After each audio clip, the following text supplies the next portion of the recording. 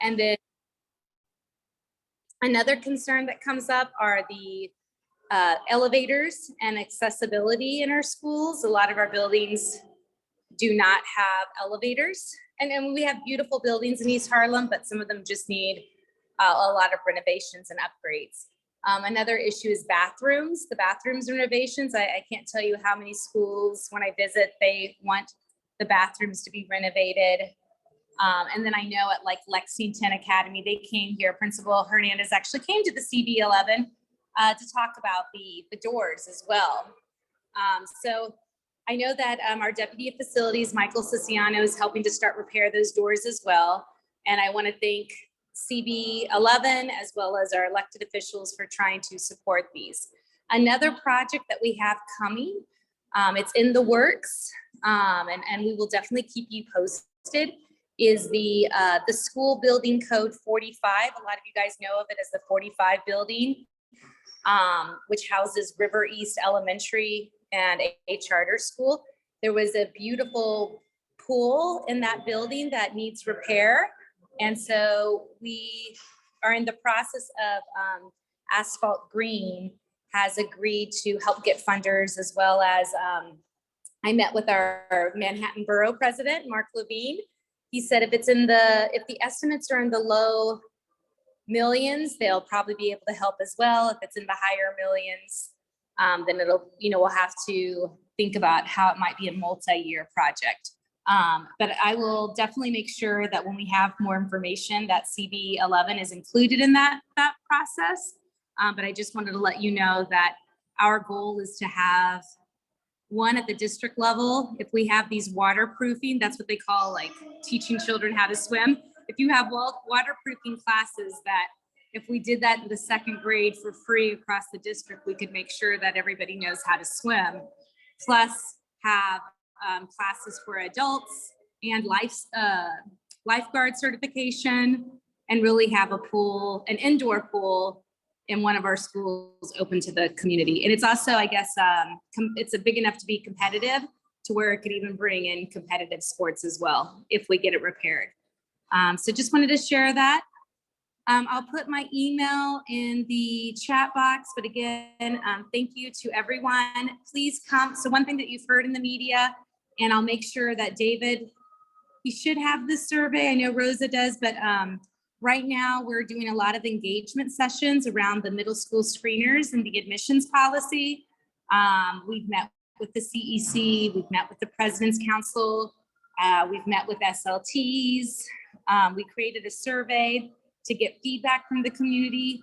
And tomorrow we're gonna have our CEC meeting as well. And we met with principals as well. But in District 4, 96% of the kids get their first top 3 choices for the admissions process, but also thinking about what does it mean, bigger picture. Some of the feedback that we've received thus far has been, and I'll just say from if you were to speak to my family leadership coordinator and family support coordinator, most of the complaints or concerns about the admissions policy tends to come with our high schools. That I can, for this year, hands down, things that have come into our just, parents unhappy or students unhappy, it's mostly been with high schools more so than with our middle schools. And I think that's a huge testament to, we have a lot of 3K to 8 schools in our district. So a lot of our children tend to stay if possible.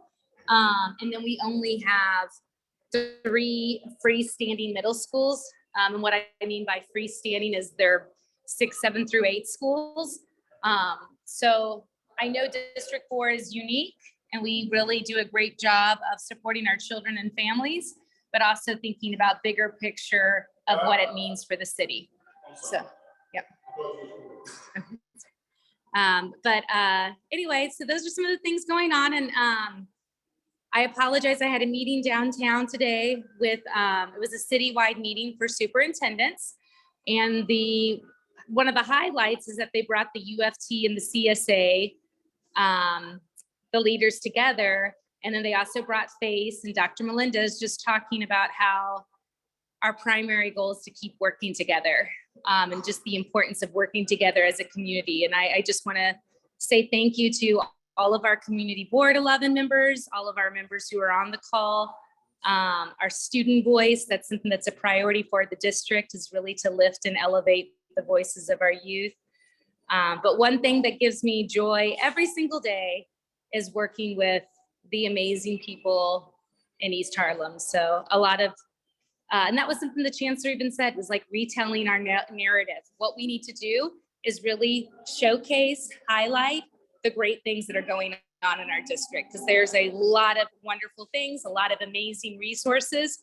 But if we don't share and keep, sharing with social media, inviting people, please invite me as well. I'll put my email address, like anything I can do to support the community. I will try my best to be there, or to have someone from my team support. So sorry, David, that was kind of long, but I will stay on as long as I can. And I also, I think that's everything. Hopefully I didn't forget too much, but come tomorrow for the CEC meeting, 6 o'clock, virtual or in person, whatever you prefer. It's just that if you are in person, as of today, our DOE policies that you have to have at least 1 dose of vaccination. So I just want to say that that is still in effect as of today. I don't know what it'll be like in the future, but as of today, you still have to have at least 1 dose. So thank you. Thank you, Dr. Christie. Always a pleasure for you to join us. And I know you're running, so why don't you go home? I think you'll be late tonight with us as well. And I do want to highlight, that we'll talk a little bit more in our district needs about the possibility of how we support the pool, as well as we have other projects and presentations. So we'll get to that later on as we work through that. So I just want to continue, but we do have a young person here, Mackenzie. So before Dr. Christie has to run, is there anything you want to share? We love having young people in our space. One of my goals in being on this committee for many years was to lend voices to younger people and have them participate. Please. Hi, I'm Mackenzie Gill, and I'm a Girl Scout, and I really want to be a part of this committee, and I have a few questions about the budget. So I would say this. Go ahead. I want you to stay on and then join us when we talk about our budget needs and that as well. But why don't you just raise some of them issues so Dr. Christie can hear, and then we'll continue the meeting and get back to the budget. Sorry.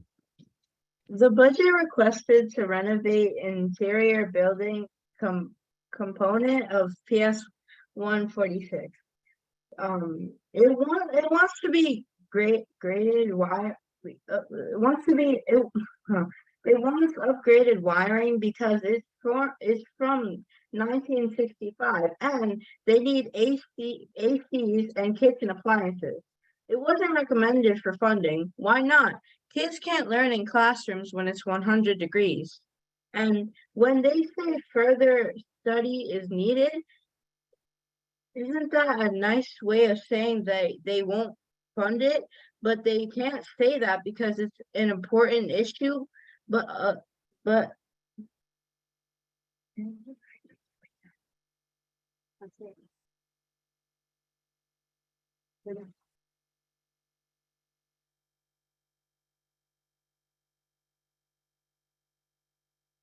and that's it. David, you're muted. Actually, I would say those are real on-point questions and ones we wrestle with.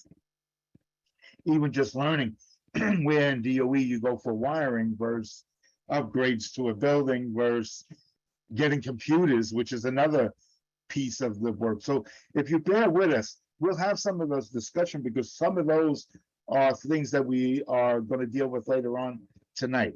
Natasha, do you have your hand raised? So Dr. Christie, yeah, I just wanted to say you're gonna see it later on when we're going through the budget, but the stuff that you see marked on there, it's not necessarily us.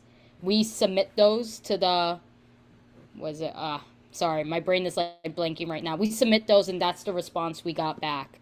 So that's something we're going to be discussing today. So if you stay on, you're going to see the whole process about how we determine what we submit, or like we resubmit to try to see if we could get funding again. So and another one of the issues we're going to talk about, Mackenzie, tonight is creating a youth advisory council to the community board so that we have space for your voices, for youth voices specifically. So I hope you stay on and join us for that as well. I think Khalid gave me his thing with the throat because mine is getting real dry here too. When you said that, I went and got my water. But I'm really glad that you're in this space. Please learn the process by which we normally go through a meeting. This is our portion of the informational updates. Dr. Christie, we start with DOE, so I thank you again. Please get on the train, get home safe.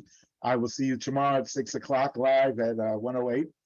And I look forward to it. And, you know, 108 is interesting because I want to talk a little bit about that as well as part of our budget and district needs. So stay with us. Let's continue on.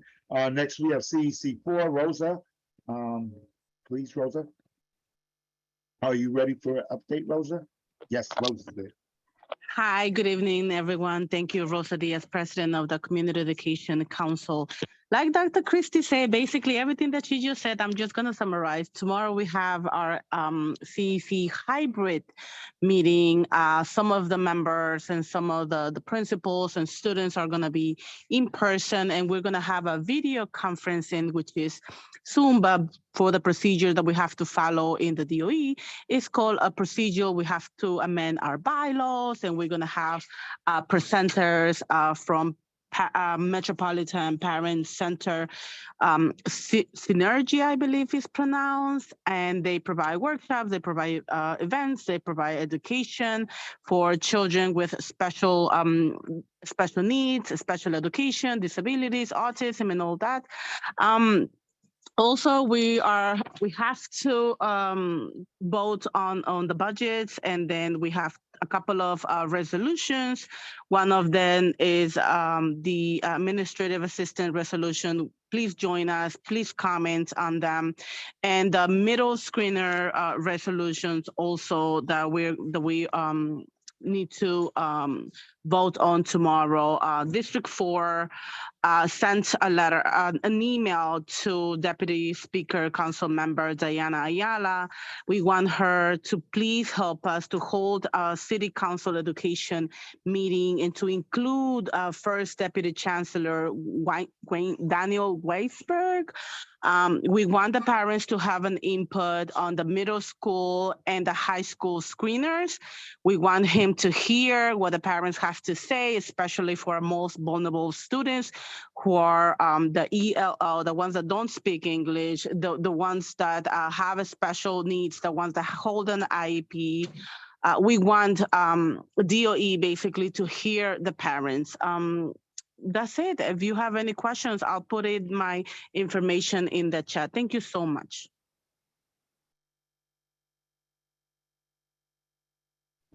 Thank you, Rosa. Thanks again for CEC4. So we move on to our little northern partner in CEC5, Ms. Williams. How are you today? Please join us. I'm well, thank you. So good evening, everyone. Let me try to move this along quick because I know we're pressed for time. So there's a couple of things since we are already talking about the budget. One of the key factors that we're trying to do right now is we're trying to encourage our parents to join in on a participatory budgeting. And why are we trying to do that? Because it allows them to design a budget, to brainstorm, develop proposals, and to vote. It's very important because that is a very good platform that a lot of parents are not aware of, and children can participate in this forum as well, 11 and up. So that's one thing. And the commissioner's office, Trayvon Butler, is one of the representatives who doesn't mind coming out to every school everywhere. Let's move on to our safety issues right now. At present, we have a couple of things going on, of course, the massive shootings, stabbings, etc. So with the chancellor and the mayor introducing the pivot program for safety and violence and student counseling and mentoring, it's very important that we bring as many community-based agencies into this forum. So there's already Black Girls Rock, Elite, 100 Black Men, AIM, our brothers Keeper, NAACP, and up, etc.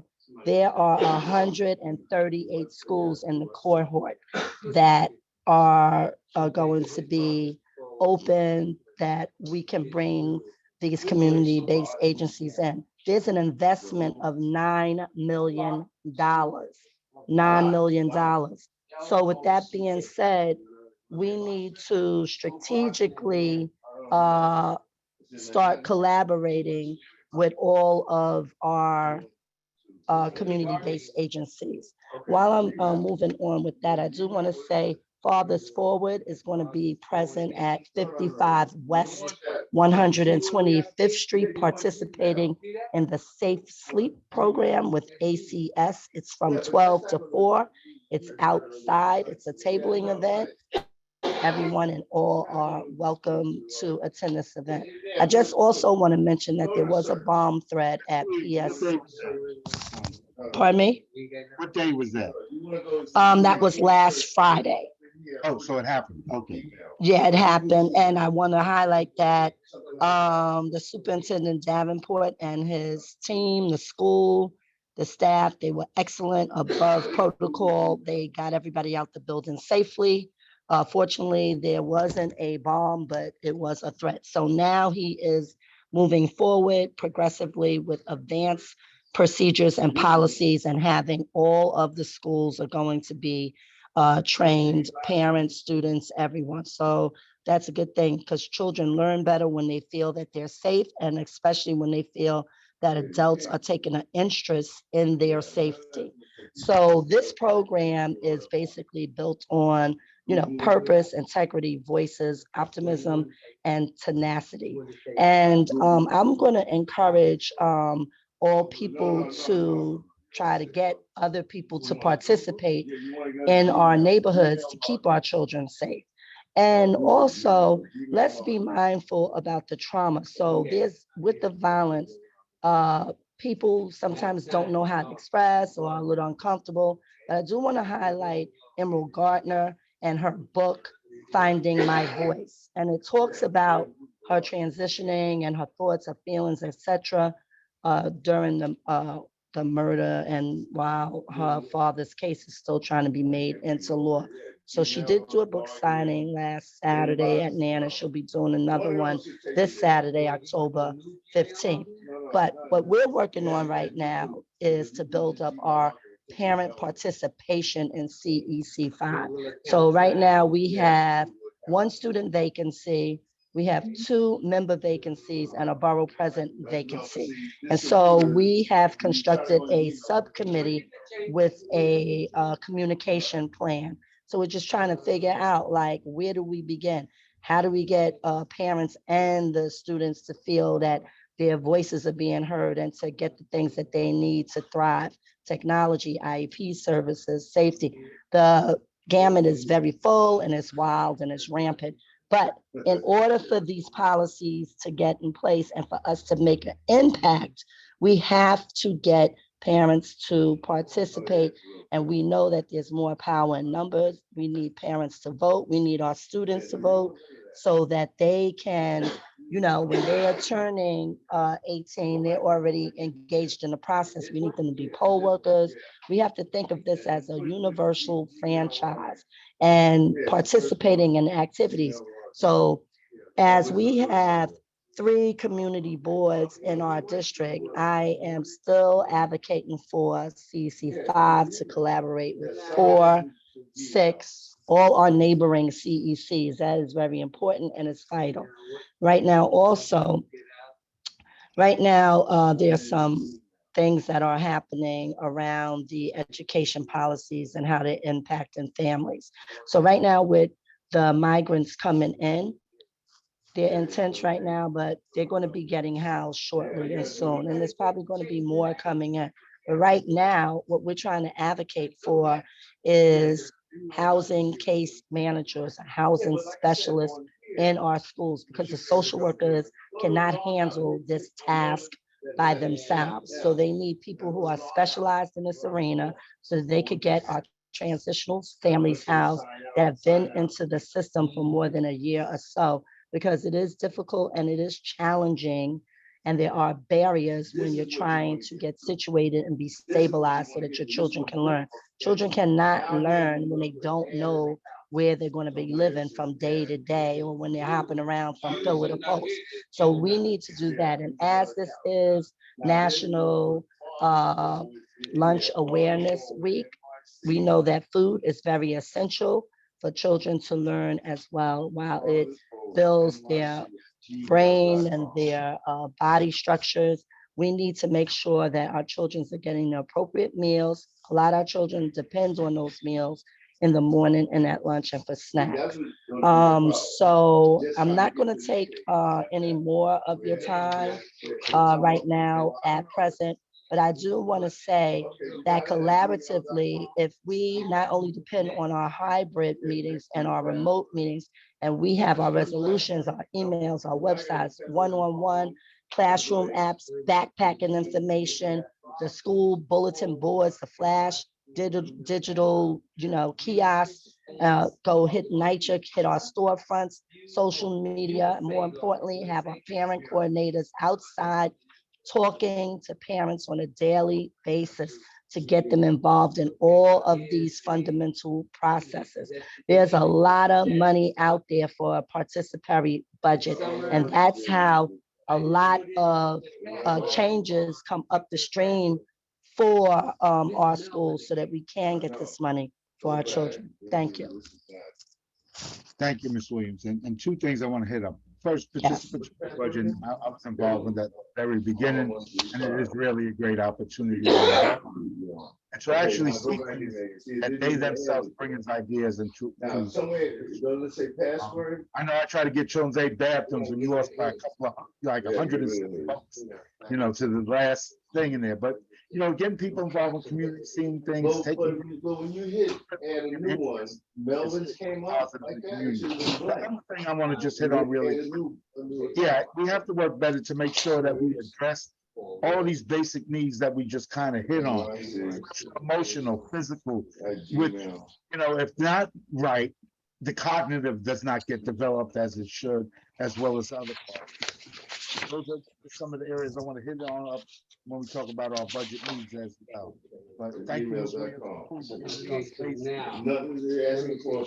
You're welcome. I can't talk much tonight, so we're gonna be through early. Thank you. Yeah, I moved it along quick this time. Thank you, much appreciated. Thank you. We have our district attorney who's always in the house with us, Representative Marco Perez. Always a pleasure to have you in here, with our space. Floor is yours, my brother. Thank you, David. Thank you for the amazing introduction. Thank you for having me in this space. As mentioned, my name is Marco Perez Jr. I'm the East Harlem Community Engagement Coordinator at the Manhattan District Attorney's Office. A couple of announcements. One, we do have some job vacancies, positions that are vacant, and job postings that are on our website, www.manhattan.org, for West/Central Harlem Community Engagement Coordinator. After that announcement, we also have the director of the Harlem office, which is also posted on our website. If anybody knows any applicants that'd be great for the position, please do feel free to email me. I put my contact information in the chat, and if I haven't, I will. Lastly, what I want to mention is, due to Domestic Violence Awareness Month, our office will be giving special and more frequent presentations on teen dating violence, sexual assault awareness, and domestic violence. If anybody would like to have our office to provide a presentation at either community meetings, groups, or schools, please feel free to fill out a link that I will put in the chat right now. That's all from my end. Happy to be in this space. Happy to see everybody throughout the summer, and looking forward to collaborating on many more projects. Thank you. Thank you, Marco. And please, if you run a school group or even a community group, take advantage of those workshops. We did them last year. We're going to continue to set them up in the year going forward. Again, thank you, and continuing that work for many years. So as we've gone through the information updates pretty good tonight. We don't have any real major presentations other than further reviewing the budget needs and continuing with that, and then also the work around the youth task force. Can we reverse that order? I know it's last minute, but I'd rather just reverse it because I think some of the stuff I want to talk about with the youth task force and lead into also will lead into the district needs. So first, I want to thank everybody again for joining us tonight.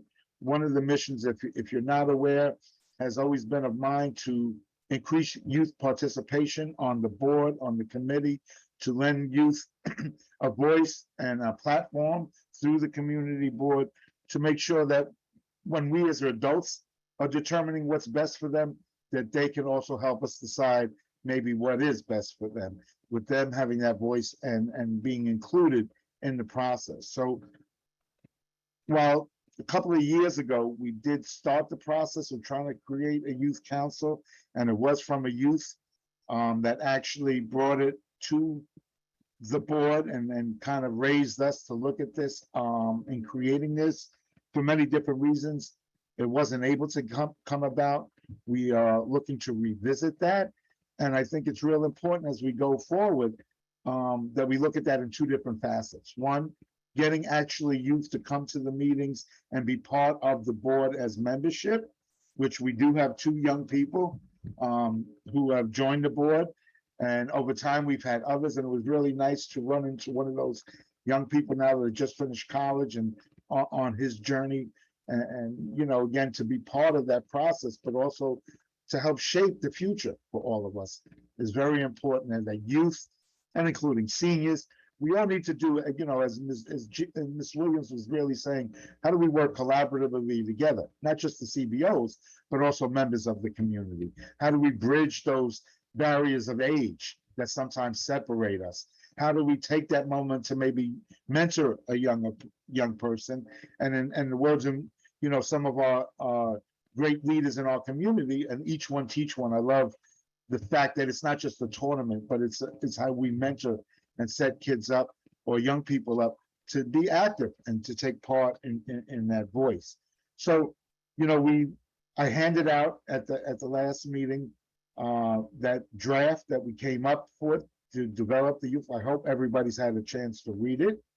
Last year, we began to do some of this work again, and we did some background work, and we came up again with, aside from what was created in terms of looking at these bylaws of how we would develop a youth task force and operationalize it. We looked at 2 things as we look at youth. And as I said, one is, how do we get youth membership? Can I share my screen?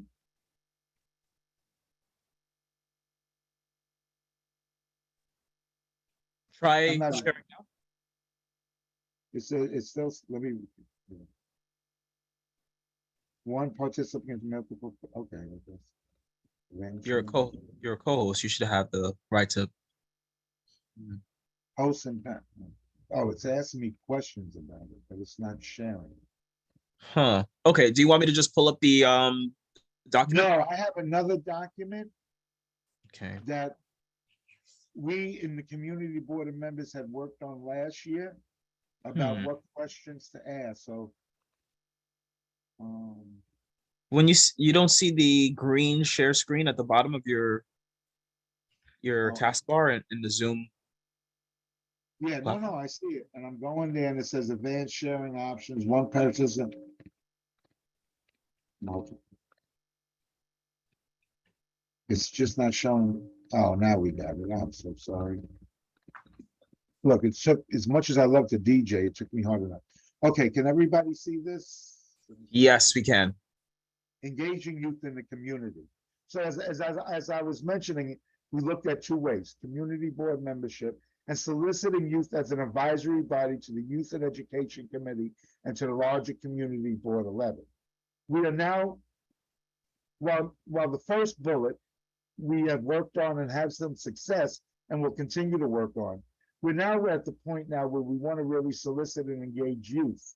So Mackenzie, it's ideal that you've joined us today and here in this space, because this is what we really want to do, is we want to hear from young people as yourself, not just as individuals, but as a body, as an existing body that facilitates and works along with the community board to operate this. Now, let me ask an honest question, and you don't have to raise your hands. You don't even have to show your face. How many people actually read the document that was sent out at the last meeting that was also sent out, I believe, on Monday or Saturday, actually, and read the document, because in order for us to do work, we're gonna need input from the group and then from a smaller group to take this forward and make it and continue it forward. And don't think that there's not work for other people who are not working on this particular area, because we have other areas that we do also need to address, and we'll talk about that a little later in our advocacy around the budget needs. So, some of the things that last year's group wanted to consider is, who are the targeted youth? What are the age? Do they involve just CB11 kids that live in the community? Do they include kids that attend school in the community or work in the community?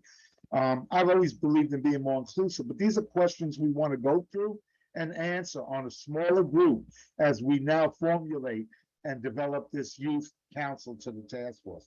We want to see 5 youth. I want to tap into Dr. Christie's advisory council from the youth, and maybe the CEC 4 youth that attends the meetings here will have a space in the council and a representative. We want to reach out to CBOs and collaborate to get their youth advisory or their youth leaders at the table to sit down, to start telling adults like, yo, wait a minute, this is not really what I wanted and I need. And not that sometimes, we as adults can't help guide youth in other ways, but how do we again work collaboratively? And I'm going to focus again on what Ms. Williams has kind of highlighted, and that was another point.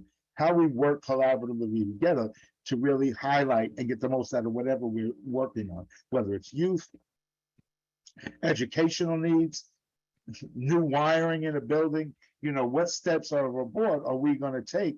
And youth need to be part of that process. So they're also educated, because sometimes it's not as simple as, why doesn't this happen?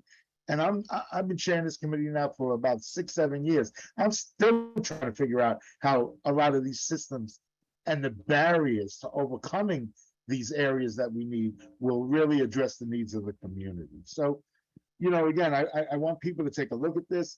How often do we meet? Is it a monthly meeting? Ideally, I would love it to be a meeting that we meet prior to this meeting every week, and then representatives from that meeting sit on this committee as members of the committee.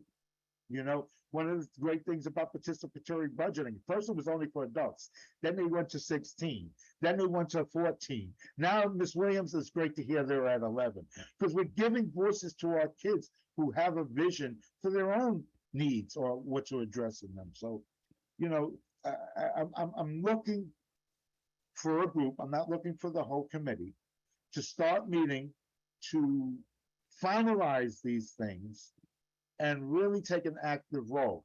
Now, this is the tricky thing, and I said before, I really need to know who's and wants to take part in this, because once you take part in it, and this is to the board members, we are either a task force working on some issue, or if we have 6 members, we're a quorum and have to have a public meeting.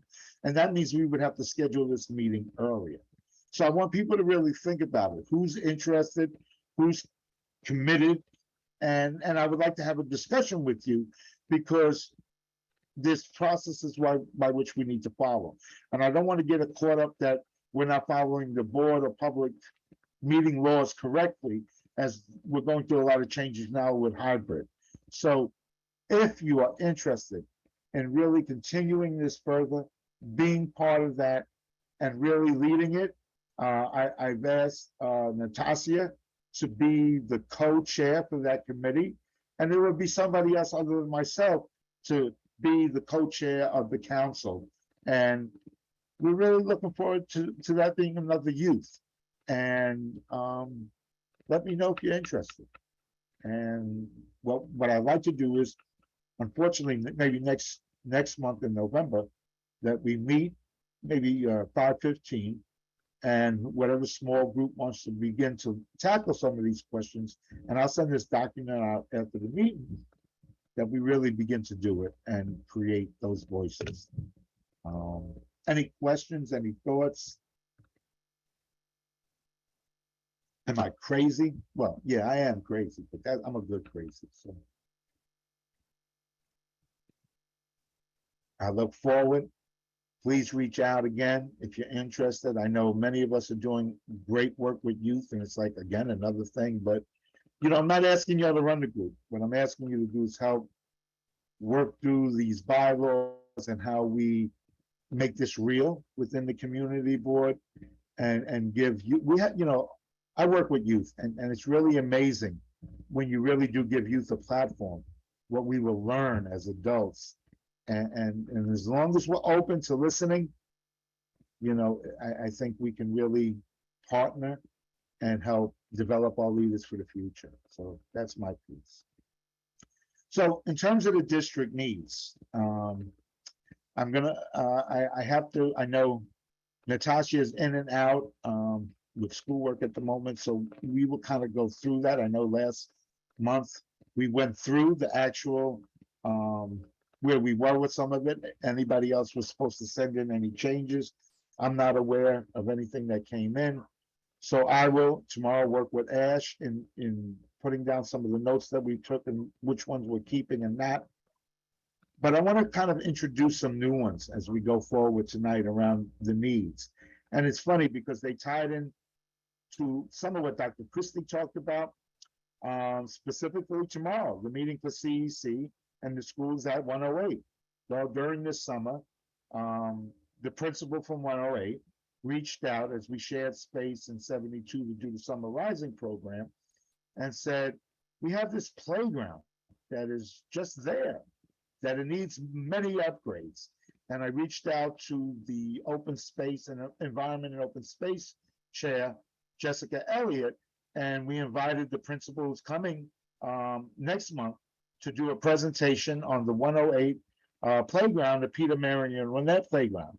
This has also been a playground that's come up in our parks department. So Jessica and I thought very, very creatively that maybe we both include this on our district needs so that from our committee, so we strengthen this ask, both through the Department of Parks and also through DOE. This is a playground that is used by the school. What is the commitment to help make sure that kids have both safe equipment, but also upgraded equipment? They did a soccer pitch there a couple of years ago. It was sold. It's there, but is it being maintained? Is it being upgraded? Is it really then filling out the rest of the park and what the park needs? So I would like to introduce that as one of our new district needs. And then in tying in the physical health with the with that as well as the pool that Dr. Christie had mentioned, they came and did a brief informal presentation at a committee meeting last year, and they were waiting to come back to do a formal presentation once they got and solidified asphalt green to do the programming and to support that process. And as Dr. Christie mentioned, Mark Levine said low millions versus high millions. And pools, I didn't realize how much pools cost until I'm involved with some capital work with Children's Aid in our pools, 2 of our pools. And one of the things like we creatively did in our Staten Island pool is partner with the city to use the pool where they help pay for some of those expenses. Now, it's been a process and it's worked through, but I think we need to be creative and probably add this as an ask for both, the council as money, but also through our budget and district needs through DOE. And Mackenzie, there are different areas that you ask for this money versus other money for DOE when you're looking for different things to be done. So for me, those are 2 kind of real needs that relate to physical health of children, which also, ties into, again, what Gina's saying, again, if these basic needs are not met. And then the other 2 I want to introduce, and one of them is kind of a current need, but find a way to rework it, is the Work, Learn, and Grow program. And if many of you don't know, many of you know the SYEP program, which happens during the summer. The Work, Learn, and Grow program is a similarly funded program that happens during the school year, but the percentage of kids in it is so small that it really doesn't have the impact like a summer youth employment program. So those of us like Children's Aid that runs a summer youth employment program, we're also given money during the school year to do Work, Learn, and Grow where kids take part in workshops, learn about different skills as it relates to work, and then also get assigned to a placement and work. And they get paid, it's anywhere from 10 to 15 hours a week instead of the 25 that they would get paid in a normal SYEP. But it's maybe 5 to 10% of the participation that you would have. So Children's Aid has like 3,000 slots in the summer. During the Work, Learn, and Grow, we're lucky if we get 150, 200. And what I really solidify is, we talk about how kids need work, training, and all these other things and supports. This is an ideal way to help foster those kind of work skills, responsibility skills. And I think we need to reword that. Sometimes when we ask and if we don't clarify it a certain way, we get the response it's already funded.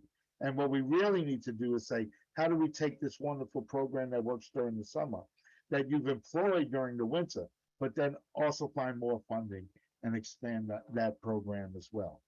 And the fourth thing I feel is the most important that we need to continue to advocate and specifically for funding for mental health, social workers, like Ms. Williams said, and I'm not talking about therapists, I'm talking about social workers that work to support not just the youth in the school and help them through crisis management or trauma, which affects them most, but to work with families, to help overcome, to do some of that case management work along with prevention staff to really support families.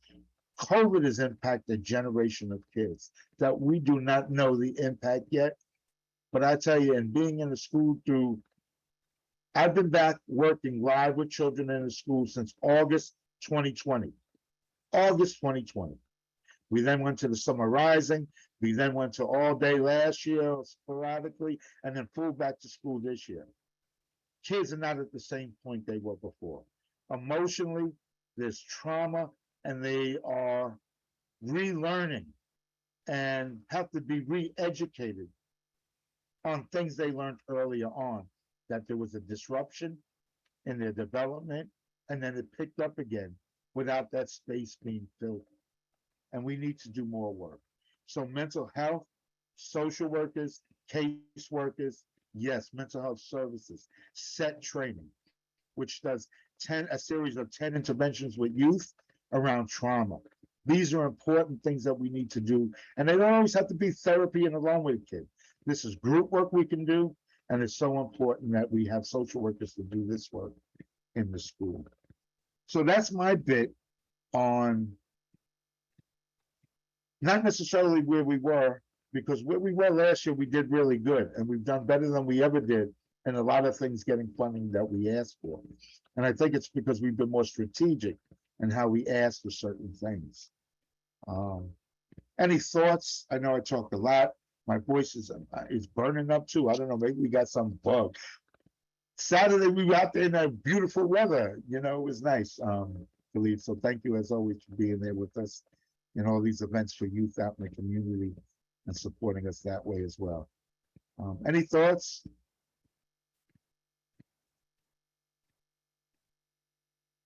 Anything people want to add that I may have missed?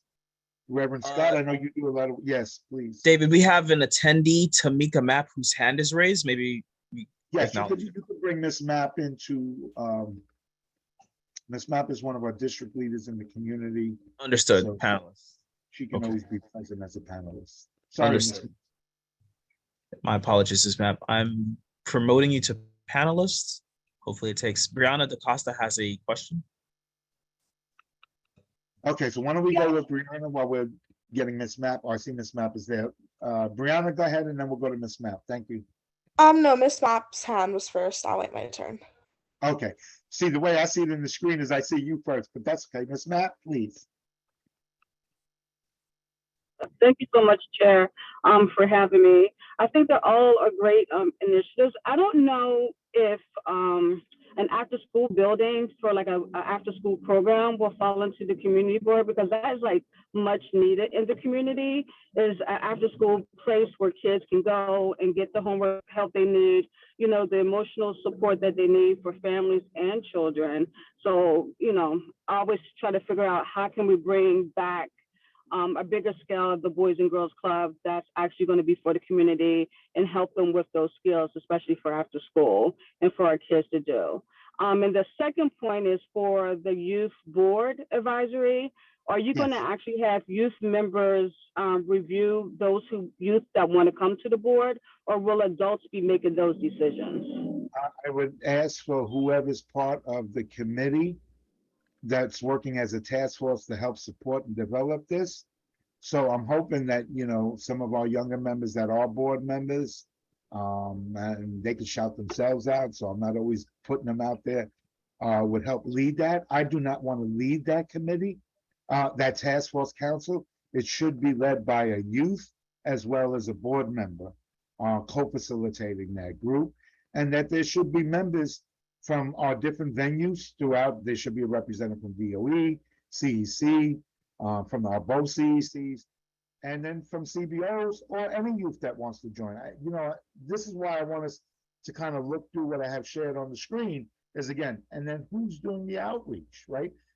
Yeah, I know I got the gift for gab. I'll go out there and do what I do, but it's always better for youth to hear from youth, right? So then how do we market this? How do we sell it? I'm not looking just to rush to put kids up or youth up on a platform.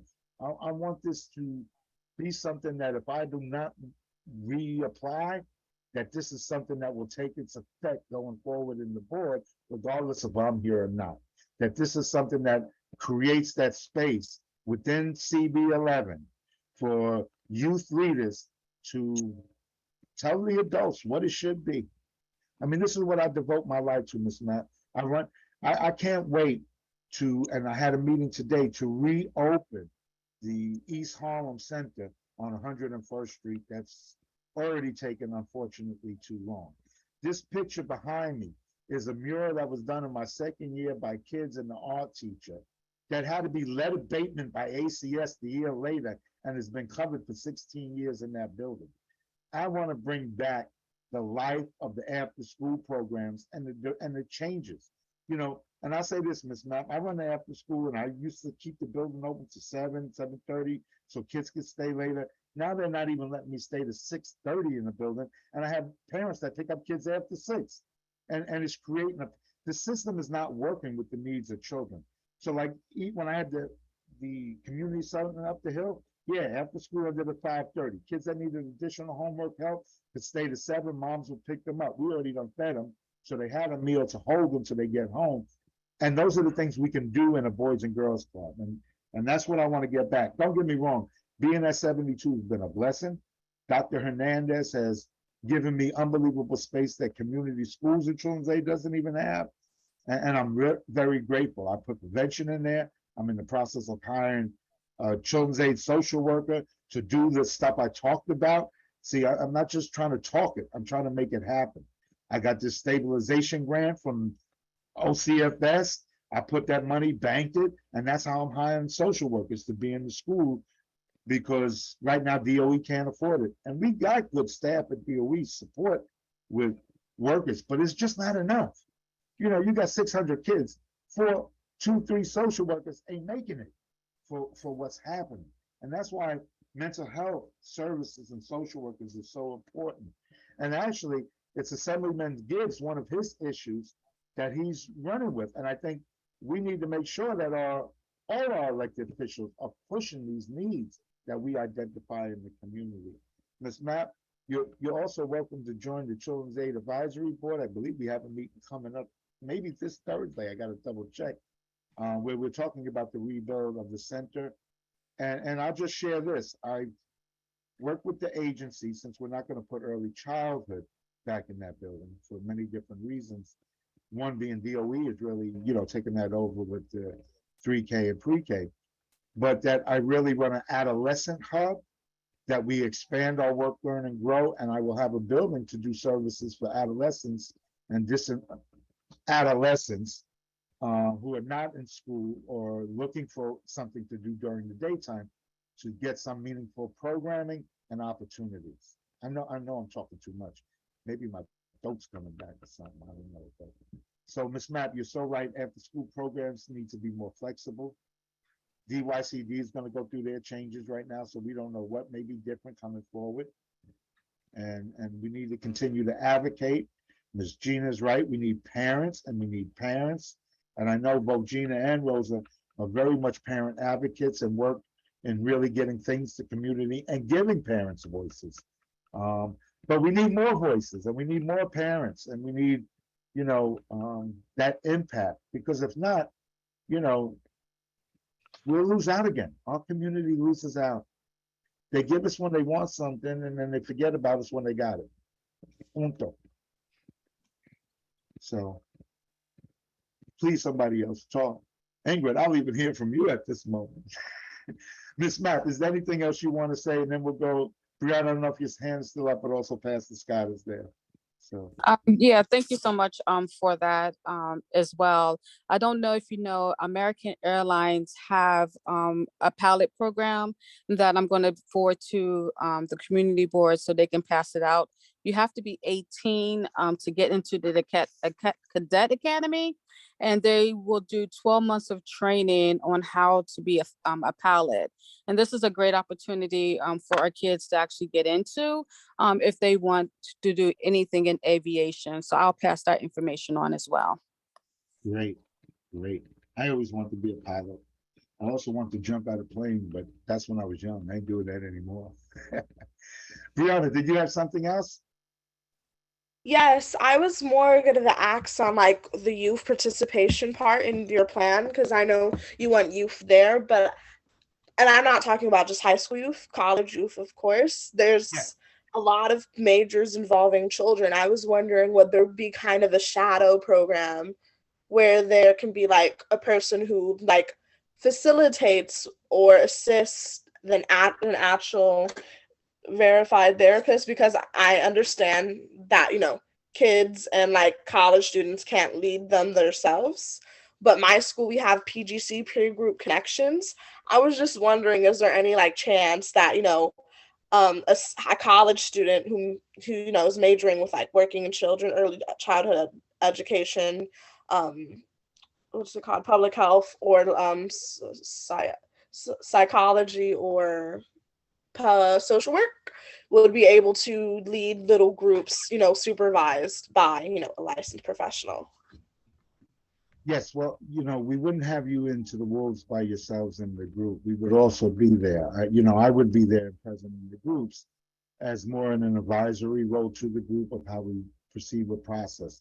All these things are learning processes. And, when we join any group, the first thing you do is you got to learn the culture of the group. What is the mission of the group? What is the vision of the group? And that's why I want to work with our smaller group of us in creating that vision. Like I have a vision and get youth involved, but how we do that and what we do it and what we have the youth voices be, that's all of us and that's collective. And then hopefully, Brianna, it's more of the youth that also take part and lead that equally.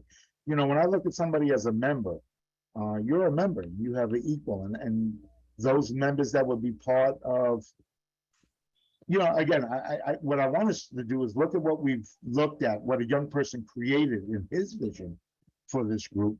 We've made some edits over the years, some of us, but now as this is the new group that we're working with, the members of this committee, how do we now move forward in this process of involving and developing a youth council that meets before this? Maybe the decision is none of us are there but to facilitate it. And I do understand what you mean, but the community board is led by members and we take an active responsibility at different points and bring in other people as specialists to support that process as needed. But that's why we would sit and have a discussion that's really tackling some of these questions as opposed to here and then coming back here, updating the committee and then voting on it. And I'll say this, in all fairness, we have to get back to being somewhat in a different frame of mind as we're coming out of COVID, that we haven't had the same orientations in the board that we used to have in bringing people together and mentoring a person. And I have to apologize to you, Brianna. I've been meaning to reach out. It's one of the things I'm going to get to do, but unfortunately I haven't. And that's an injustice to you as a new board member, as a young board member who's still learning a process. And we adults sometimes need to take the responsibility and lead.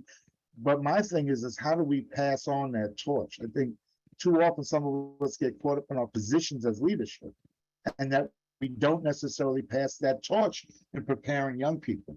So like I said in the last meeting, one of my underlying goals is if I don't rejoin the board and it's my term will be up, or in the next 2 years, where I'm forced to be out for a term, how have I prepared the leadership within this committee to take over and lead this group in their own vision of what youth and education, but most importantly, that we've addressed the needs of what is the community of both youth and adults around education, and how we make it happen. I'm about making things happen. I can't be part of something that doesn't, look, we could fail, right? But as long as we're working towards accomplishing something, and I don't look at failure as necessarily a total loss. I look at failure as, okay, what am I going to do different so I get the outcome I'm looking for? Or maybe I need to alter the outcome so I get a better perspective of what that is. So Pastor Scott, I need to drink some water, so the floor is yours. Thank you, David. I appreciate you, man. I love hearing you speak too.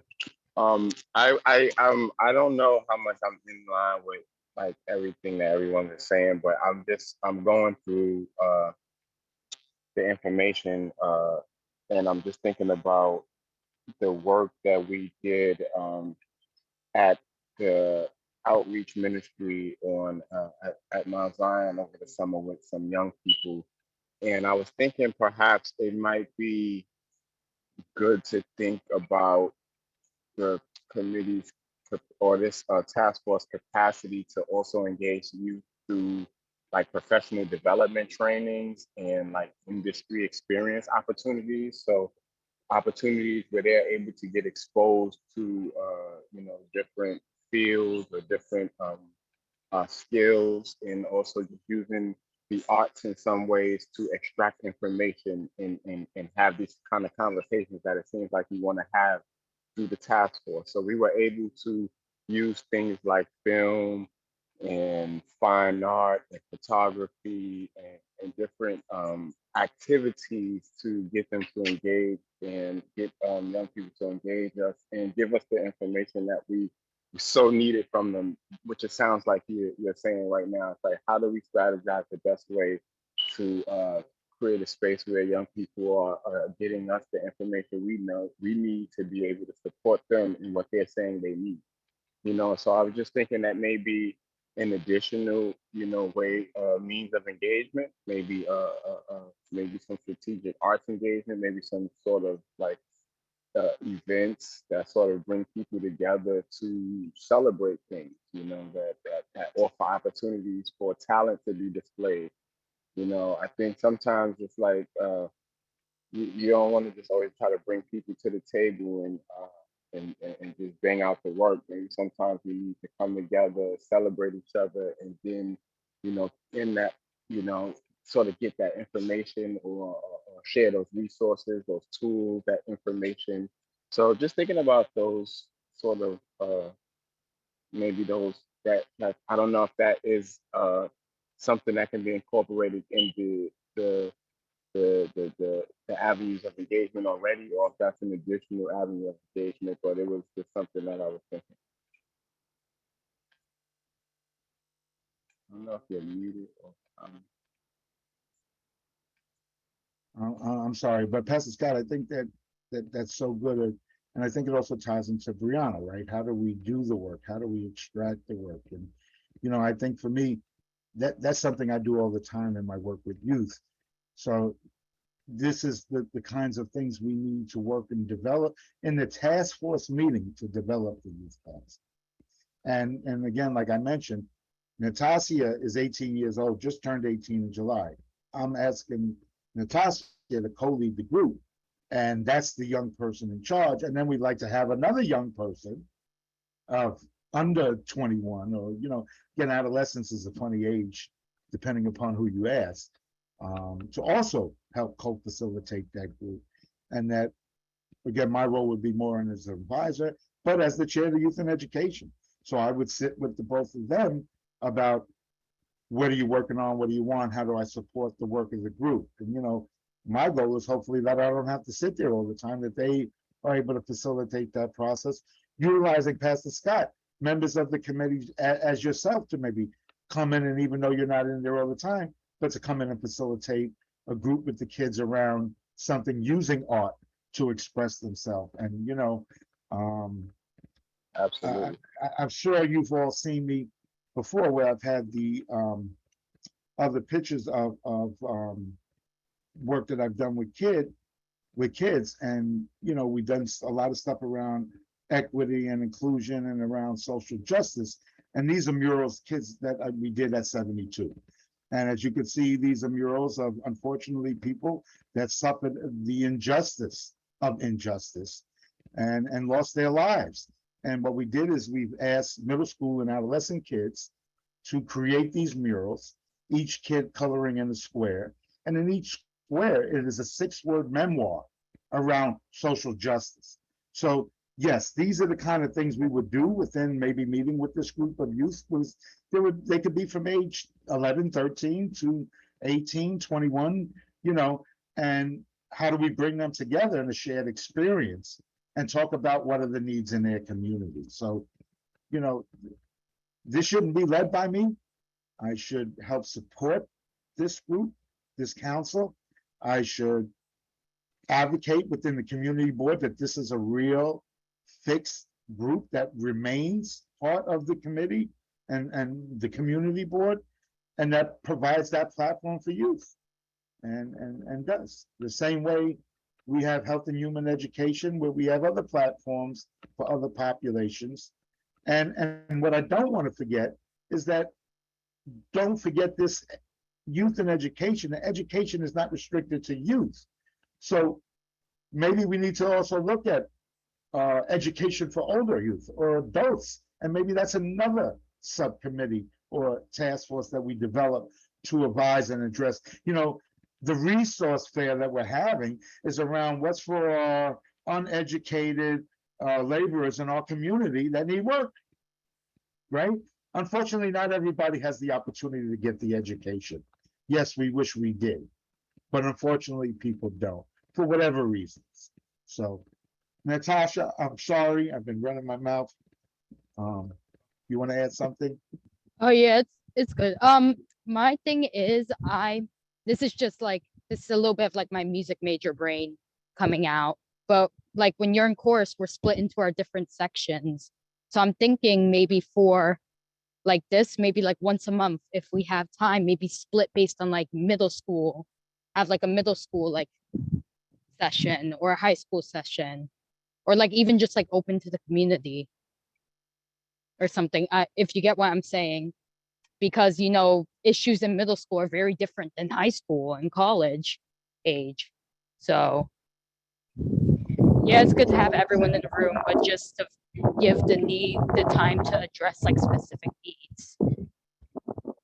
I think that's very important. It's funny because even within our CEC, they only have it where high school kids can be the member in the CEC.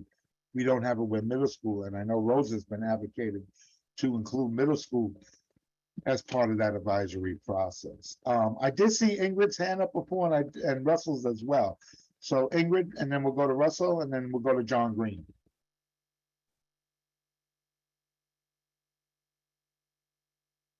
Okay, Russ. My hand was up by mistake, but I'm just letting you know I'm here. We see you, Russ. We see you. Okay, You made your announcement earlier, and we're going to send out the information to everybody tomorrow. Okay. Ingrid, I saw your hand up earlier as well. Hopefully it wasn't by mistake, and we can hear from you. David, I was trying to get your attention to Ingrid Renderos, Director of CUNY in the Heights. She was actually slated to present re-BMCC I Hope Full Scholarship Program. I neglected to include that in the agenda, and I was hoping that we could actually have her discuss that, especially as you were discussing education for older adults. Ingrid, you should have the ability. And Ingrid, I apologize. I was looking at an old agenda myself, so I print them out last week, and I have my papers ready. I got my papers all around me. So I apologize.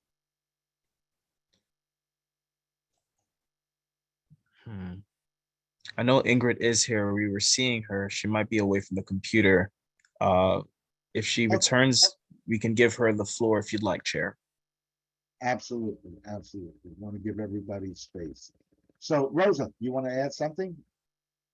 Yeah, David, I just wanted to share that I'm also the co-president of the Manhattan High Schools President's Council. And if you need high schoolers, I have tons of it.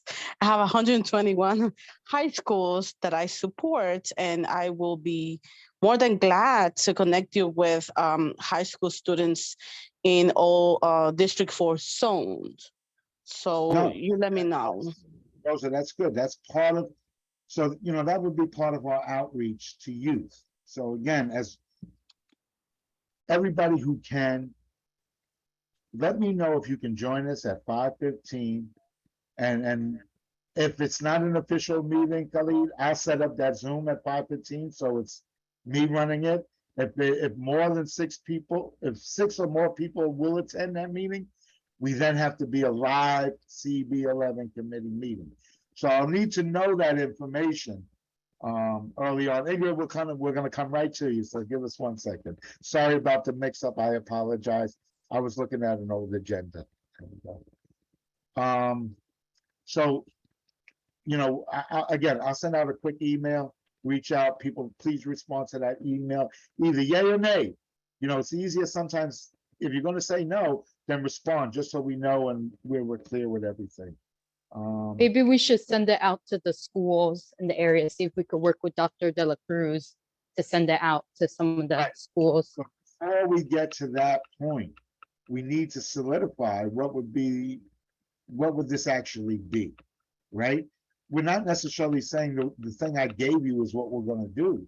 That's why we have to answer these other questions I had on the sharing screen of those particular things. Who's the marketing? Who do we reach out to? Who's included? Are the only kids that live? Are they citywide kids? Yada, yada, yada, yada. We have to make those decisions.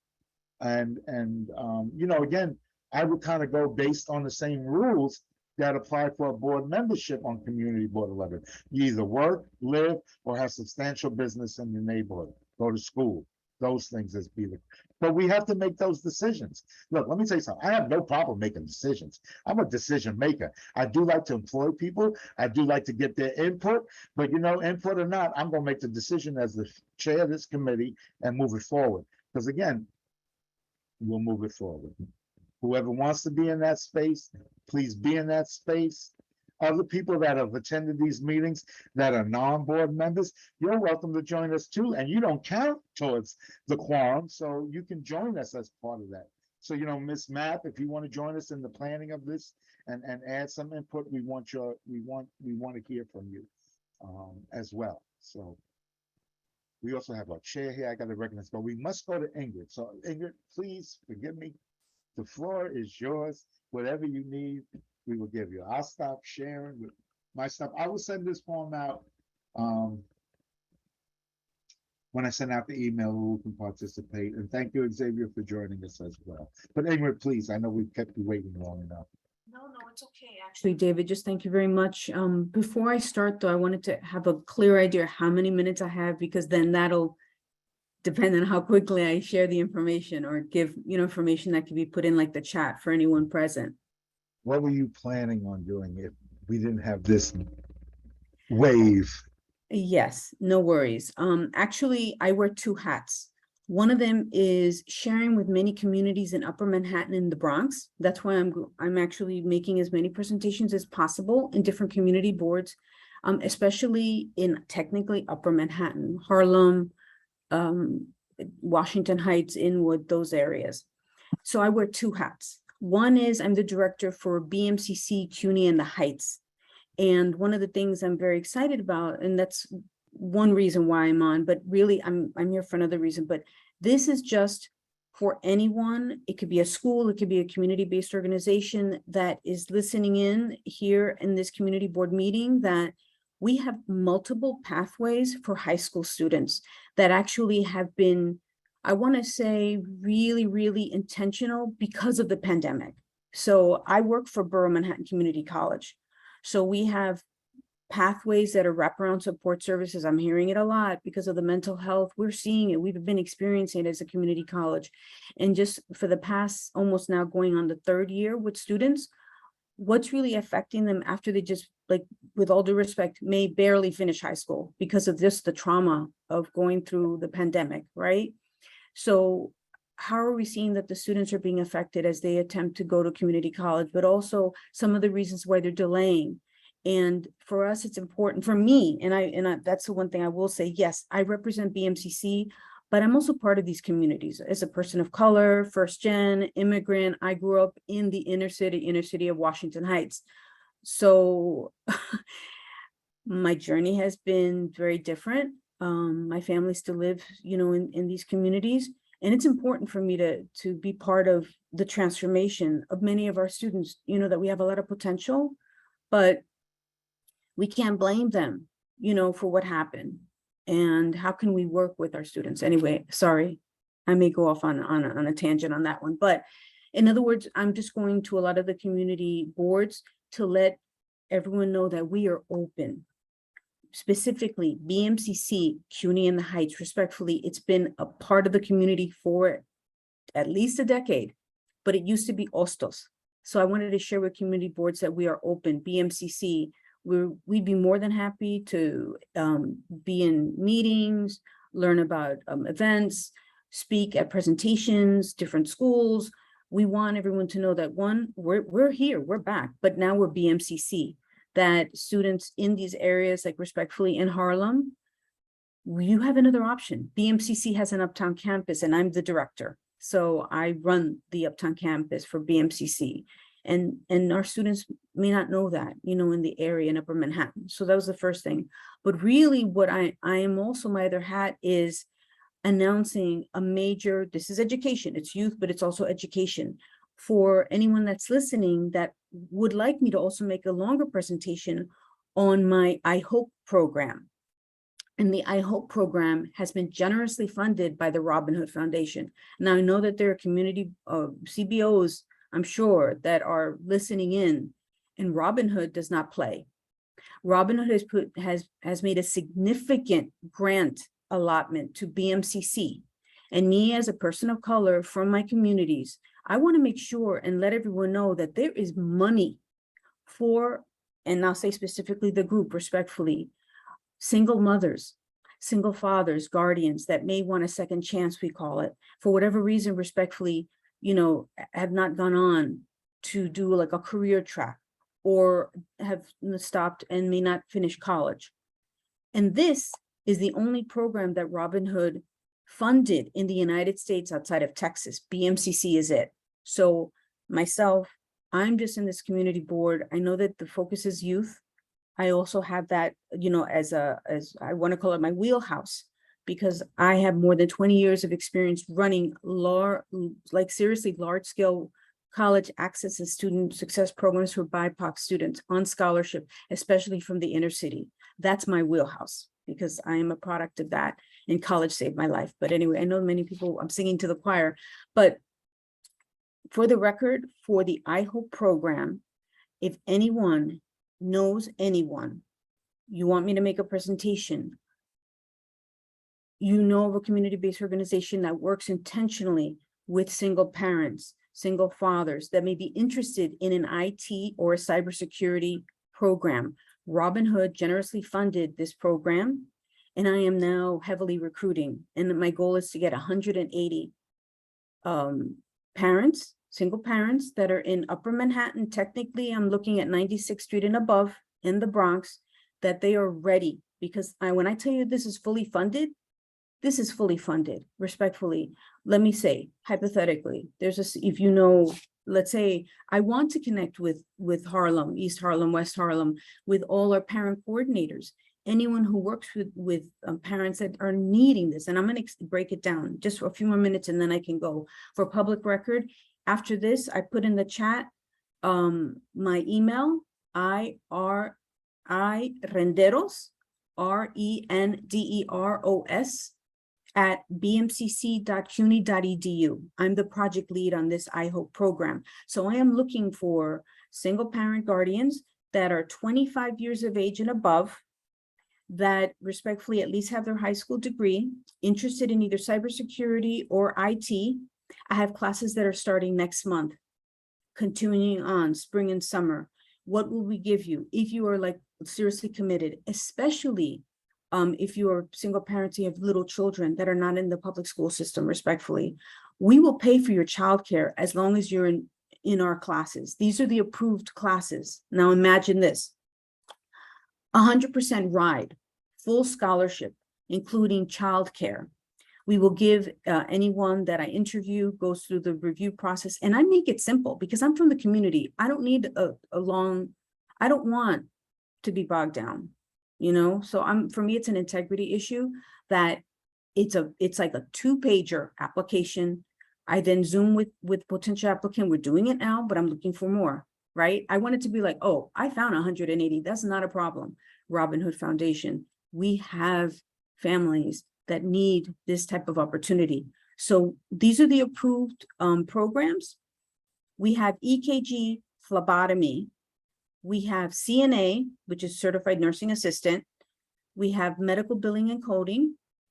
We have LPN. Now, you know, LPN is serious. That is the longest program we have, and that's three semesters, credit bearing, and also cybersecurity.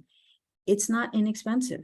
So imagine if you're able to apply, if you're ready to do this, then you will get 100% scholarship, 100% childcare will be covered while you're studying in an IHOPE approved program. You will get a free laptop, a free hotspot, a free Metro card. We also will have in my team, I'm the lead, but I have staff that take care of the program. I just oversee, because this, I don't even want to call it a pilot program, because Robin Hood is so invested that they want to see the success in single parents, you know, looking into these 2 career areas for the growth and for the possibility of social mobility. And that's my mission. It's about social mobility through education. So that's really what my presentation was about. I know, respectfully, I don't have a lot of time now, because I was going to just show at least, you know, the flyer, but I really quickly, you know, did share the IHOPE approved programs. I am recruiting right now. And if you allow me, at least I hope you can see it for me to share. Please share your screen. Okay. So that we can see the Yes. flyer. And Khalid, what I promise, I will share this with you after this. But here, I hope, can you see it? My flyer, let me go to the share the screen. Forgive me. Let me share. I will share. So Okay. Ingrid, Yes. I'm sorry, Dr. Christie had to get off, Mhm. but we can probably reach out and, you know, reach out to Nancy, who's the director for the parent coordinators in all the Wonderful. schools. And they meet monthly. They have a meeting coming up soon. Mhm. So maybe it's possible to get you onto their agenda. Absolutely. It's a possibility. And also I have a prevention staff and I work with one of the parent coordinators in the school at PS 72. And maybe at least we could do a little Zoom to provide this information to them as they work with parents directly. Yes, I really appreciate it, because it's amazing. Like, I'm making so many presentations, and I'm really saying, because I've also been in this, I want to say, community business education for at least 25 years at this point. I've lost track. And I started my career in community organizing. And one of the things that, to me, this is very unusual. It's an amazing opportunity. It's money that's going to stay in Upper Manhattan and the Bronx. I want it to be successful, because this is going to be, you know, I need success for the 180 that I will find that are committed. They want to complete, get everything, the wraparound services. That's a big barrier for me. I understand those wraparound services, because if I didn't have services when I was going to college, I wouldn't have made it. So I understand, you know, all the barriers that it's like, and one of them definitely is the childcare. So I'll share this, of course, but I'm pretty certain I shared it in the chat, but we have an IHOPE, like literally BMCC, it's called IHOPE. Just what I said, right? The eligibility, but just anyone that's here, the benefits that I shared, the IHOPE approved career programs. Applying is as simple as you click on here and you fill the application out. I get it immediately.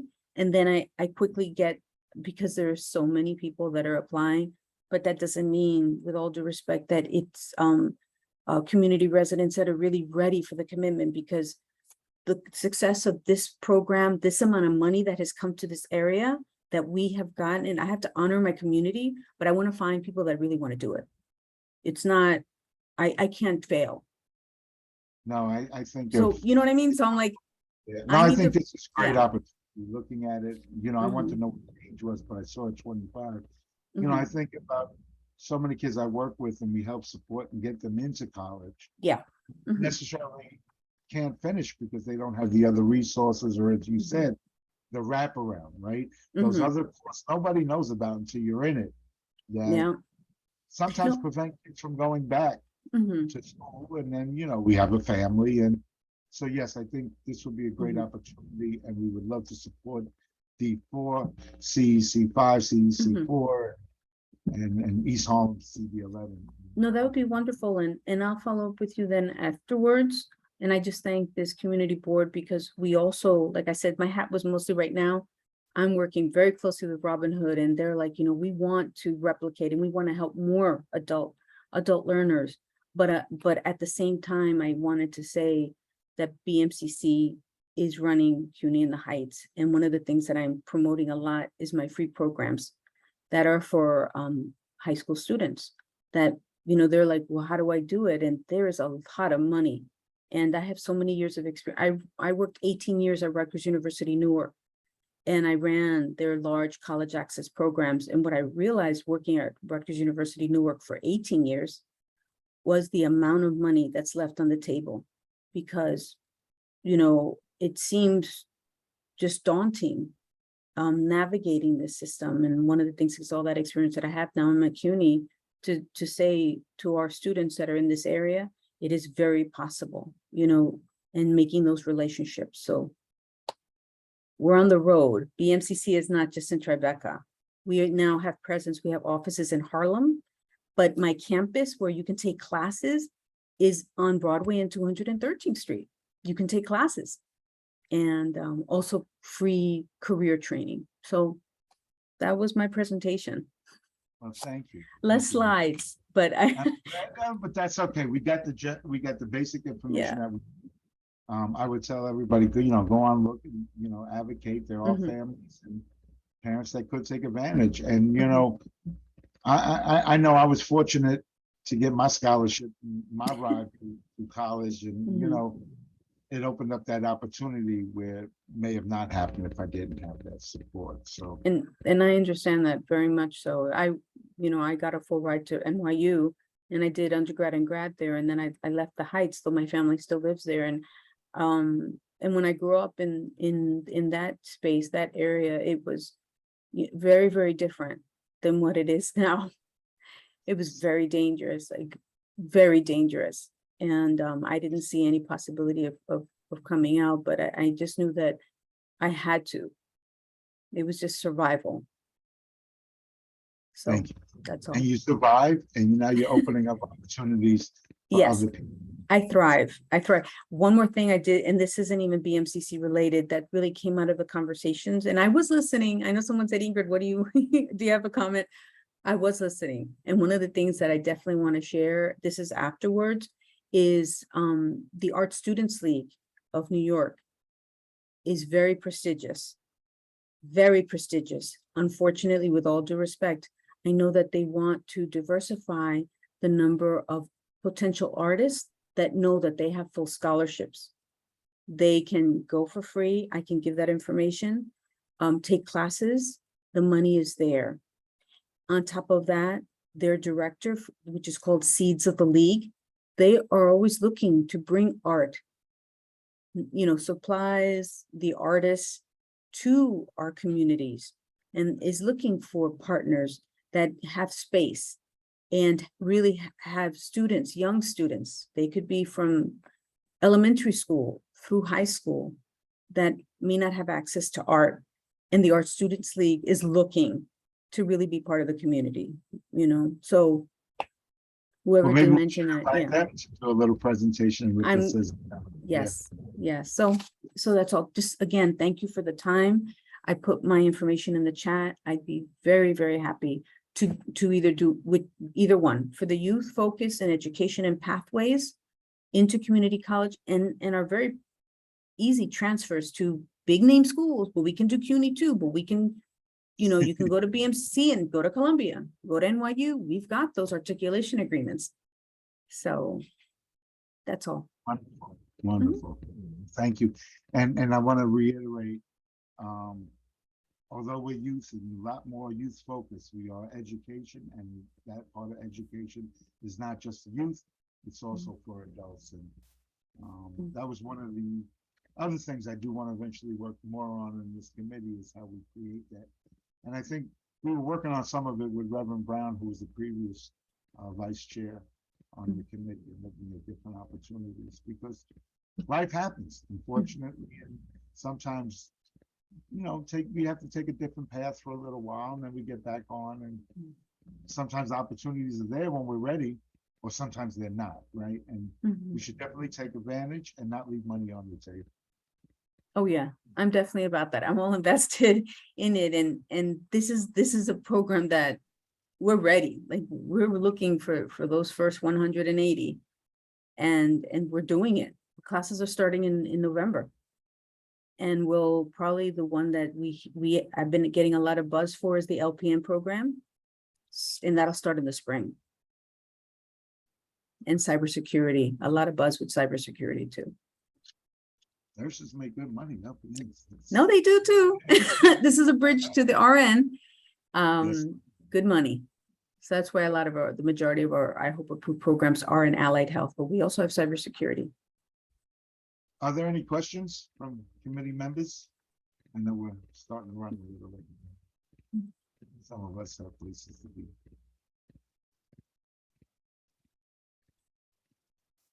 Well, thank you, Ingrid, and I look forward to the information and collaborating further. Thank you so much. I really appreciate what you're doing. I mean, more folks really should know what community boards are doing and be involved, because you learn a lot about the community when you come to these meetings. You definitely do. I've been going to many of them now. A lot. Anything helpful too in promoting this forward.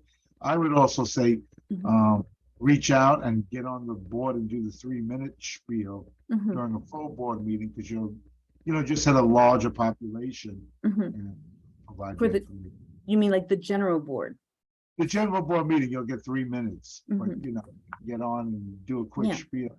And then we'll follow up, and you could say you did a presentation that, you know, youth and education. We'll put some, you know, information in the minutes as well. Sounds good. Thank you very much again. Thank you. Thank you. Well, we've circled around. We've been around. Natasha and I have some work to do on the budget needs. They're meeting Thursday, so we'll need to work on that. Again, if anybody has any last suggestions they want to forward, any other ideas, please do. And I think we can, well, is there any new business? I'm sorry. With seeing no hands raised for new business, I had a question just for some help. I saw in the chat that they've asked for me to put my information in the chat, but I'm not able to put it for under everyone. That's all. Yeah, I know, that's a weird thing, but we have all these crazy restrictions. Okay. Right. You don't know about the restrictions. Ingrid, what issue are you having right now? Oh no, it's going that I just wanted to share it with everyone, but it's not allowing me to share under everyone. That's all. What are you trying to share? Your information? Okay. Can you just type it to me, and then I'll share it with the hosts and panelists? Yes. All right. Thank you very much. I'll do that. We keep learning with this Zoom, and yet we're getting ready to go hybrid. We're going hybrid tomorrow, right, Rosa? Well, without further ado, I guess that will bring us to our conclusion of the meeting. Again, I thank everybody. Did I miss anything, Khalid? You know, I get on a roll, I can forget. Well, the format is new business, and there was none. And next is roll call followed by adjournment. If you want to continue in such, Chair. Please do, sir. Roll call, and let's go. Okay. So members, I will be calling you by your last name in alphabetical order. And always remember, there are 11 total committee members for this committee. Brianna DaCosta. Brianna had to get off. She texted me. Understood. Rosa Diaz. Present. Thank you. Angela Donadell. Present. Thank you. David Giordano. Present. John Green. Out. Out. James Horton is absent. Claudia Perez is absent. Natasha Rodriguez. Schoolwork. Understood. Understood. Isaac Scott. Okay. Russell Schuler, you did step in. I'm present. Thank you, Russell. Marking you as such. And Jason Wu was also excused. So you have 6 present, Chair. Thank you. And before we officially adjourn, Xavier, do you want to share anything or just say anything? I don't want to not give you that space.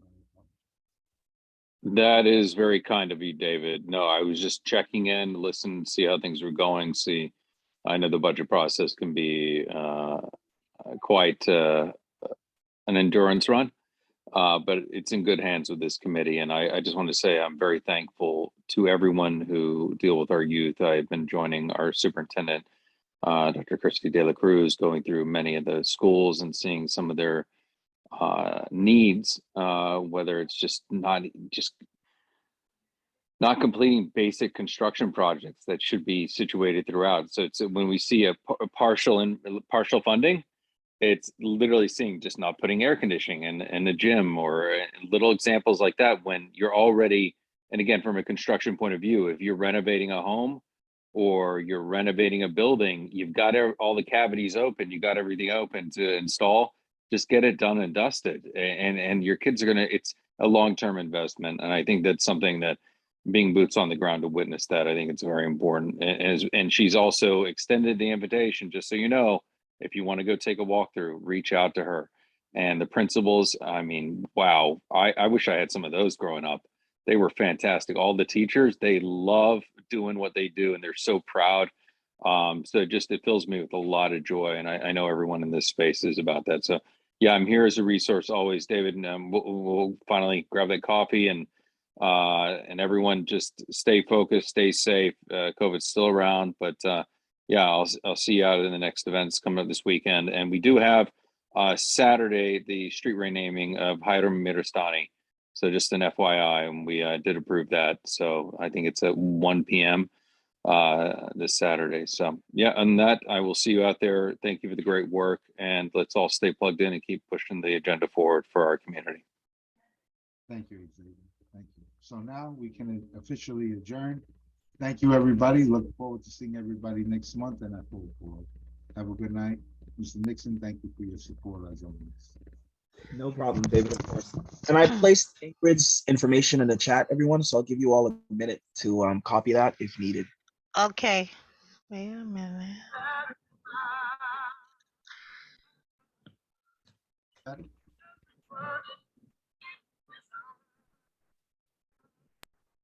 Good meeting, everybody. Do we have an email address for her? It's there. It's Oh, I see it now. It didn't come up. It didn't highlight. Thank you. Of Hey, course. Yes. I'm busy taking notes now, trying to figure out who I'm sending this to. I've already sent it to somebody. Now I have to send out some more. Spread the joy. Spread the joy. Spread the joy. All right, everybody. Thank you all. Have a Take great care. night. Thank you, Good night. Miss Renderos. Great Un job. placer. Thank you. See, bye-bye. Good night, everybody. Good night, all.